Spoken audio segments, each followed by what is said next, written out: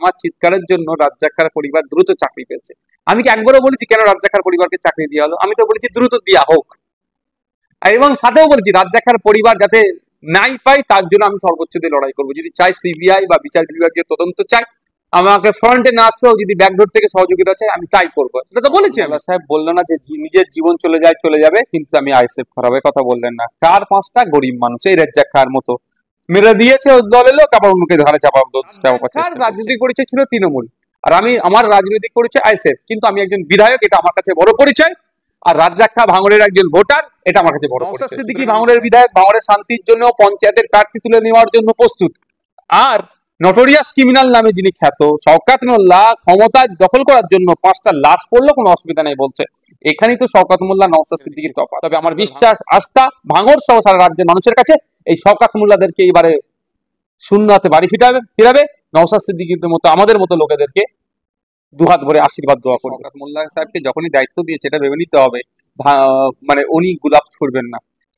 যে মমতা ব্যানার্জি যাকে বলে তুই বোম মাতিস, সে নিশ্চিত ভাবে গোলাপের গুরুত্ব তার কাছে থাকবে না। ভাঙড়ের ভোটার রাজ্জাক খাঁকে যারা খুন করেছে, যখন শওকত মোল্লা সাহেব ওখানে উপস্থিত হয়েছিলেন, শওকত মোল্লা সাহেব রাইট, লেফট, ব্যাক, ফ্রন্ট সাইডে যারা দাঁড়িয়ে আছে ওদের মধ্যে অনেকটি যদি সঠিক তদন্ত হয় এই খুনের সাথে জড়িয়ে যেতে পারে।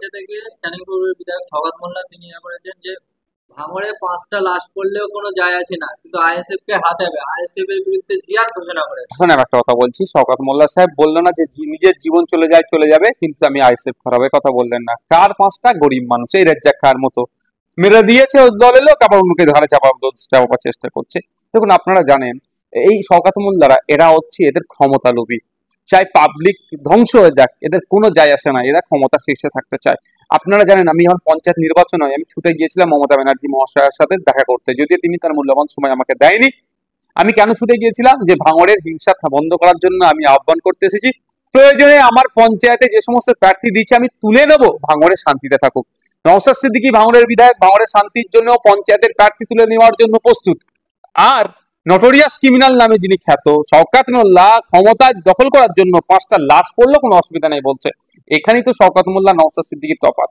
এবার ভাঙড়ের মানুষ, ক্যানিং পূর্বের মানুষ, রাজ্যের মানুষ দেখুক এই শওকত মোল্লাদেরকে ক্ষমতার মসনদে বসাবে না নওশাদ সিদ্দিকীদেরকে আরো এগিয়ে যেতে সহযোগিতা করবে। এটা ভাঙড়ের মানুষের হাতে ছেড়ে দিচ্ছি, ক্যানিং এর মানুষের হাতে ছেড়ে দিচ্ছি, বাংলার মানুষের হাতে ছেড়ে দিচ্ছি।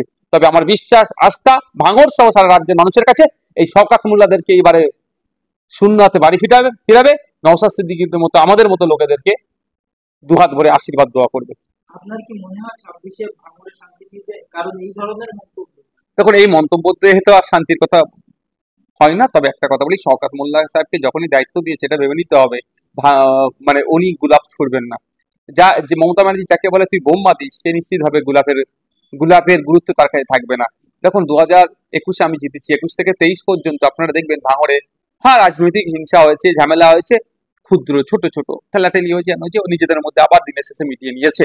আমি যেটা সৌজন্যতা রাজনীতি, কিন্তু শওকত মোল্লা সাহেব আসার পর থেকে খুনি হ্যান ত্যান এইসব চলছে, এগুলো বন্ধ। শওকত মোল্লাকে আমরা আশা করছি মাননীয় মুখ্যমন্ত্রী মমতা ব্যানার্জি মহাশয় শওকত মোল্লাকে ভাঙড় থেকে খুব দ্রুত বিতাড়িত করবেন।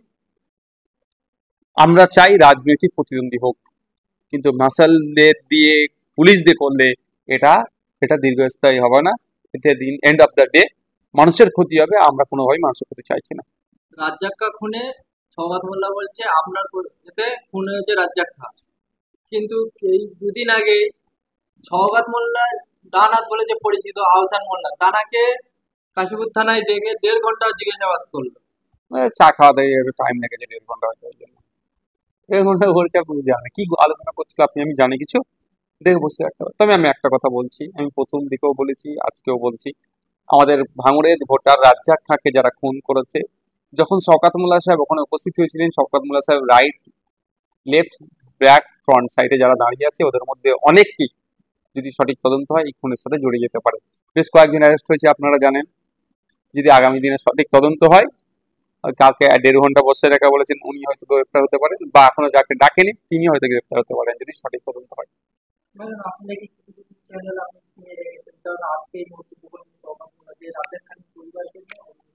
দেখুন আমি একটা যদি সিঙ্গেল শব্দ রাজ্জাক খাঁ বা তার পরিবার সম্পর্কে আমার অশ্লীল পান, আমি যে রাজ্জাক খাঁর পরিবার আমাকে যে শাস্তি দেবে আমি মাথা পেতে মেনে নেব।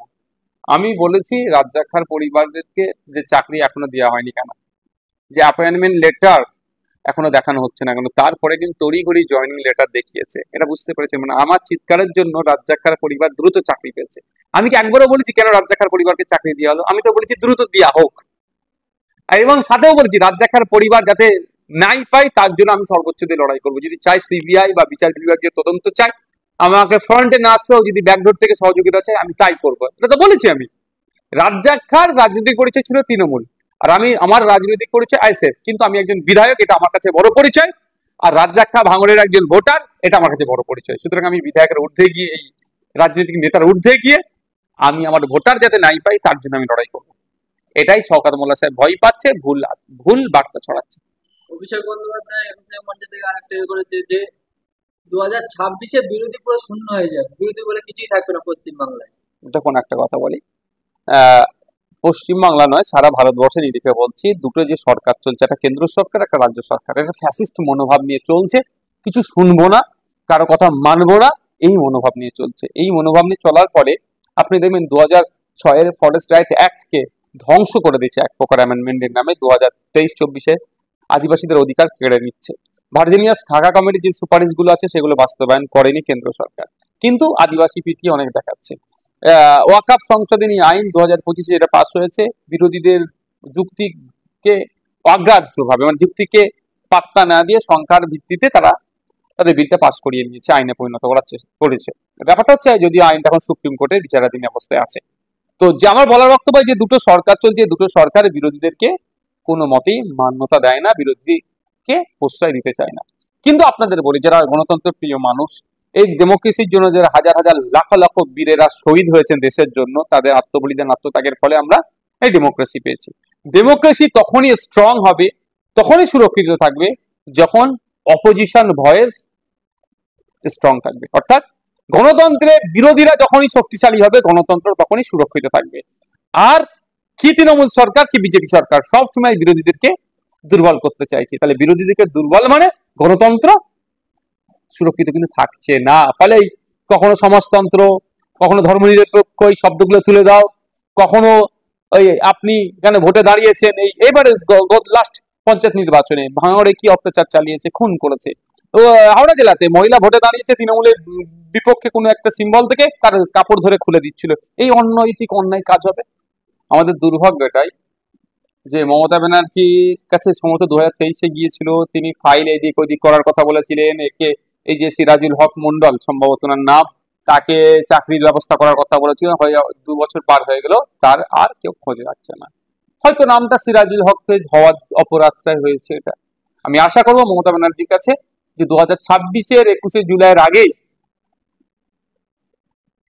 এই 2025 শেষ হওয়ার পূর্বেই ওই সিরাজুল হককে তার প্রাপ্য বুঝিয়ে দেওয়া হোক, তাকে চাকরিতে আবার জয়েন করানো হোক।